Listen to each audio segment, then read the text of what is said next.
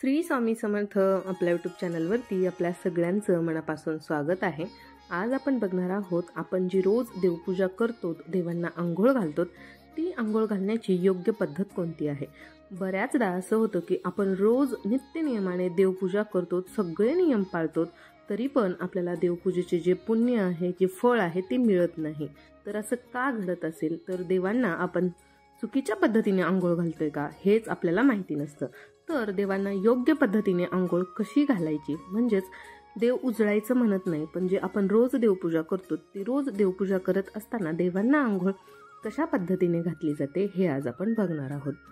तर सगळ्यात अगोदर आपल्याला देवघर जे आहे ते पूर्ण रिकामं करून घ्यायचं आहे, पुसून घ्यायचं आहे आणि आपल्याला वस्त्र बदलायचं आहे। आपण जे रोज देवाखाली वस्त्र टाकतो ते वस्त्र आपल्याला बदलून घ्यायचं आहे। त्यानंतर सगळे देव एखाद्या दुसऱ्या ताटामध्ये काढून घ्यायचे आहेत किंवा एका पाटावरती आपल्याला हे देव काढून घ्यायचे आहेत। नंतर एक एक करून व्हिडिओमध्ये जशा पद्धतीने मी दाखवणार आहे तशाच पद्धतीने आपल्याला अंघोळ घालायची आहे। एक तर आपण काय करत असतो, हे सगळे जे आपल्या देवघरातले देव आहेत ते एका ताटामध्ये घेतो आणि वरून तांब्याने पाणी टाकतो, किंवा नॉर्मल सगळे 90% लोक तर गंगाळ्यामध्येच देवांची अंघोळ घालतात आणि ते घालत असताना गंगाळ्यामध्ये एकदम सगळे देव ठेवतात आणि वरून पाणी ओततात आणि एक एक देव घेऊन परत देवपूजा करायला चालू करतात।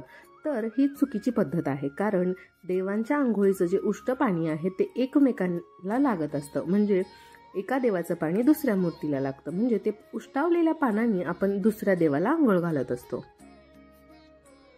असं न करता व्हिडिओमध्ये जशा पद्धतीने दाखवते तशाच पद्धतीने आपल्याला रोज देवांना अंघोळ घालायची आहे। सगळ्यात अगोदर म्हणजे आपल्याला एक ताट घ्यायचं आहे आणि प्रत्येक देवाला एक एक करून आपण त्या ताटामध्ये अंघोळ घालायचं आहे। त्या देवाची अंघोळ झाल्यानंतर ते जे अंघोळीचं पाणी आहे ते दुसऱ्या पातेल्यामध्ये किंवा टोपामध्ये आपल्याला ओतून घ्यायचं आहे।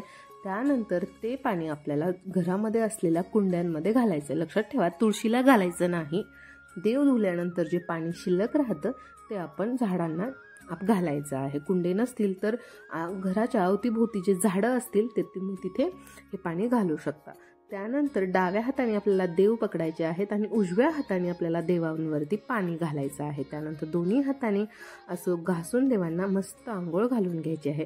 व्हिडिओ थोडासा फास्ट फॉरवर्ड केलेला आहे म्हणून तुम्हाला व्हिडिओ हा जास्त लवकर दिसतोय, म्हणजे एवढ्या लवकर मी देवपूजा करत नाही। रोज मला देवपूजा करण्यासाठी कमीत कमी पाऊण ते 1 तास लागतो, कारण माझे देव पण भरपूर आहेत आणि मला स्टेप बाय स्टेप देवपूजा करण्यासाठी भरपूर वेळ लागतो। ही झाली रोज देवांना अंघोळ कशी घालायची। सगळ्या जणांना वाटत असेल की आम्ही रोज देवपूजा करतो, पण आम्हाला जे देवपूजेचं फळ आहे ते मिळतच नाही, तर आपण देवांना चुकीच्या पद्धतीने अंघोळ घालतोय, मग त्याचे दोष तर लागणारच। म्हणजे जे काम आपण करायला जातोय ते उलटं होतं आणि त्याचं फळ सुद्धा आपल्याला मिळत नाही। अशा पद्धतीने प्रत्येक देवाला अंघोळ घालायचे आणि अंघोळ घातल्यानंतर लगेच ते देव पायरीवरती मांडायचे नाहीत। एका आपल्याला टॉवलवरती किंवा रुमालवरती हे देव ठेवायचे आहेत, त्यांना स्वच्छ पुसायचं आहे। नंतर अष्टगंध, कुंकू किंवा भस्म हे देवांना अर्पण करायचं आहे आणि मगच आपल्याला हे देव पायरीवरती मांडायचे आहेत। देवांची पायऱ्यानुसार मांडणी कशी असावी यावरती सुद्धा आपल्या चॅनलवर व्हिडिओ लवकरच अपलोड होणार आहे, त्यामुळे आपल्या चॅनलला नक्की सबस्क्राईब करा। तर सगळ्या देवांना अंघोळ घालून झालेली आहे आणि मंगल कलश मी अगोदरच वरती ठेवलेला आहे। मंगल कलशाचं पाणी हे आपल्याला रोज बदलायचं आहे आणि नारळ सुद्धा रोज धुवायचा आहे। आता उन्हाळा सुरू होतोय आणि उन्हाळ्यामध्ये नारळाला लवकर तडा जाण्याची शक्यता असते। तर अशा वेळेमध्ये काय करायचं, एक तर तांब्यामध्ये भरपूर पाणी घ्यायचं जेणेकरून 1/3 जो भाग आहे नारळाचा तो पाण्यामध्ये बुडून राहिला पाहिजे, आणि दुसरं म्हणजे नागवेलीचे पानं, म्हणजेच खायचे जे पानं असतात ते पानं आपल्याला मंगल कलशामध्ये लावायचे, जेणेकरून नारळापर्यंत थंडावा पोहोचत आहे आणि नारळाला जो तडा आहे तो लवकर जाणार नाही। तर अशा पद्धतीने एक एक करून मी देवांना गंध लावून घेते आणि त्यांची व्यवस्थित मांडणी करून घेते। कालच मी स्वामींसाठी छान असं आसन बनवण्याचा प्रयत्न केलेला आहे। माझ्याकडे ऑलरेडी एक आसन आहे जे की मी ऑनलाईन मागवलं होतं, पण ते आसन मी देवघर घेण्या अगोदर मागवलं होतं, पण ते व्यवस्थित या पायऱ्यांवरती फिट होत नाही, ते थोडंसं मोठं आहे, म्हणून मी घरच्या घरी एकदम छोट्या ज्या पद्धतीच्या माझ्या पायऱ्या आहेत तेवढ्याच साईजचं आसन बनवण्याचा प्रयत्न केलेला आहे। हे आसन कसं वाटलं हे मला कमेंट करून नक्कीच सांगा। त्यानंतर आपण अशा पद्धतीने स्वामींचा साज शृंगार करायचा आहे। हे वस्त्रसुद्धा मी घरीच बनवलेलं आहे आणि हे वस्त्र ब्लाऊज पीसच्या उरलेल्या कपड्यापासून बनवलेलं आहे. खूप सोप्या पद्धतीनं आहे आणि हात शिलाई करून मी हे बनवलेलं आहे, मशीनवरती शिवलेलं नाही. हे वस्त्र घालत असताना दोन्ही टोक पकडून आपल्याला एक सेफ्टी पिन लावून घ्यायचे, म्हणजे ते स्वामींना व्यवस्थित बसेल. त्यानंतर मोत्यांचा हार घातला. हा हारसुद्धा मी घरीच बनवलेला आहे. देवांसाठी आपण जेवढं करतो ना तेवढं आपल्याला कमीच वाटतं आणि काय करू आणि काय नाही असं होतं. म्हणजे आपल्याला आणखीन काय करता येईल, म्हणजे स्वामी सुंदर दिसतील किंवा इतर जे दुसरे देव आहेत ते सुंदर दिसतील. मला भरपूर दिवस लागले या देवांची जागा फिक्स करण्यासाठी. ते आत्ता पण झालेली नाही आहे, कधी कधी मी चेंज करत असते. त्यानंतर महालक्ष्मी, विष्णू आणि अन्नपूर्णा याची सुद्धा मी मांडणी करून घेतली आहे. सगळ्यांना अष्टगंध, हळद, कुंकू लावून घेतले आणि मोत्यांच्या माळासुद्धा घातलेल्या आहेत. या माळा मी विकत आणलेल्या आहेत. ज्या पद्धतीने मी स्वामींना घरीच माळ बनवलेली आहे त्या पद्धतीने आपण इतर देवांना सुद्धा माळ बनवू शकतो. पण माझ्या देवांची साईज थोडीशी मोठी असल्यामुळे ते बाहेरचे जे विकतचे हार आहेत ते व्यवस्थित फिट होतात. पण जर आपल्या मूर्त्या छोट्या असतील तर अशा टायमाला आपण छोटे छोटे मोती विकत आणायचे आहेत किंवा राख्यांचे आपण हार बनवून देवाला घालायचे आहेत. त्यानंतर इथे मी शिवलिंगाला सुद्धा ठेवलेलं आहे. शिवलिंगासाठी मला छोटंसं रुद्राक्ष पाहिजे, पण ते मला मिळतच नाही. थोड्याशा मोठ्या साईजचे मिळतात, पण एकदम जे छोटे मला जसं पाहिजे तसं आत्तापर्यंत तरी मिळालं नाही. आणि जेव्हा मिळेल तेव्हा मी तुम्हाला ते नक्की शेअर करेन की महादेवांना छोटी मोत्यांची माळ ही कशी बनवायची. त्यानंतर अन्नपूर्णा किंवा लक्ष्मीच्या समोर आपल्याला कवडीचं पूजन करायचं आहे. मला एक कमेंट आली होती की तरी तुम्ही देवघरामध्ये कवड्या का ठेवतात. तर कवड्या या लक्ष्मी मातेला अतिशय प्रिय आहेत आणि आपल्या घरामध्ये लक्ष्मी आकर्षित करण्यासाठी आणि आपल्या घरामध्ये लक्ष्मीचा वास कायम राहण्यासाठी आपल्याला देवघरामध्ये कवडी पूजन करायचं असतं. तर कवड्यांचं प्रमाण किती घ्यायचं, कवड्यांचं प्रमाण तुम्ही 5, 7 किंवा 11 घेऊ शकतो.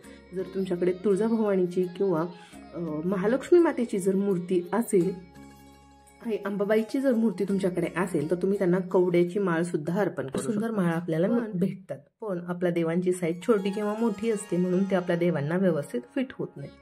गणपती बाप्पाचा सुद्धा जो मुकुट आहे तो मी घरीच बनवलेला आहे. त्यानंतर स्वामींच्या समोर एक भरलेला पाण्याचा छोटा तांब्या ठेवायचा आहे आणि त्या पाण्यामध्ये आपल्याला तुळशीचं एक पान दररोज ठेवायचं आहे. त्यानंतर स्वामींना प्रसाद अर्पण करायचा आहे. गाईच्या पाठीवर टाकण्यासाठी सुद्धा खूप सुंदर वस्त्र मिळतात, पण सध्या माझ्याकडे अवेलेबल नाहीत. जेव्हा मी घेईन तेव्हा आपल्यासोबत नक्की शेअर करेन. गाईला लागूनच आपल्याला बाळकृष्णाची मूर्ती ठेवायची आहे. अगोदर मी ठेवत नव्हते, पण एका ताईने कमेंट केली की ताई, गाईची आणि बाळकृष्णाची जी मूर्ती आहे त्यांची ताटातूट करू नये आणि बाळकृष्ण थोडेसे मोठे असल्यामुळे ते वरच्या पायरींवरती बसत नव्हते. मग बाळकृष्ण आणि गाय यांना मी सगळ्यात शेवटच्या पायरींवरती ठेवते आणि त्यांना सुद्धा आपल्याला मोत्याची जी माळ आहे ती अर्पण करून घ्यायचे. त्यानंतर आपल्याला त्यांना सुद्धा कुंकू अर्पण करायचं आहे. देवपूजा करण्याची दुसरी एक पद्धत म्हणजे कोरडी देवपूजा. ज्यांना रोज धुवायला जमत नाही ते लोक कोरडी देवपूजा करत असतात. कोरडी देवपूजा म्हणजे फक्त देवांवरती थोडंसं पाणी शिंपडतात आणि त्यांना हळद कुंकू अर्पण करून अगरबत्ती लावतात आणि दिवा लावून घंटानाद करून देवपूजा संपवतात. पण शक्यतो अशी देवपूजा करू नये. रोज देवांना अंघोळ घालावीत.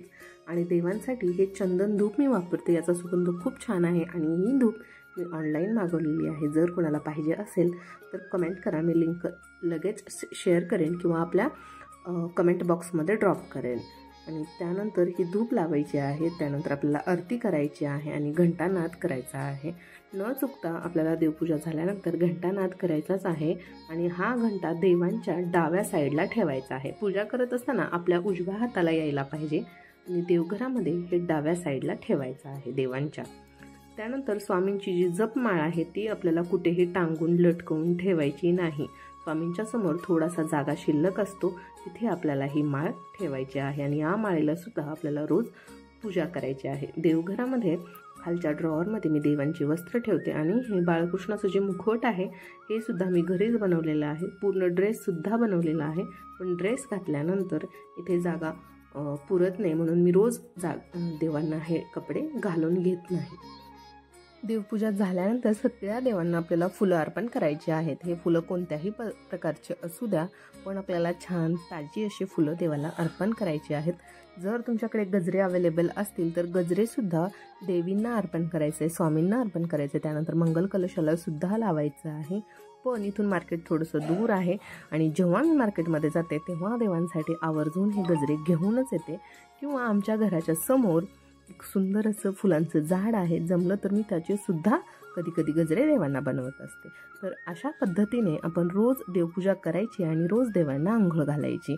व्हिडिओ कसा वाटला हे मला कमेंट करून नक्कीच सांगा आणि काही चुकलं असेल तर ते सुद्धा मला कमेंट करून नक्कीच सांगा. पुन्हा भेटूया अशाच एका इंटरेस्टिंग व्हिडिओमध्ये. तोपर्यंत श्री स्वामी समर्थ.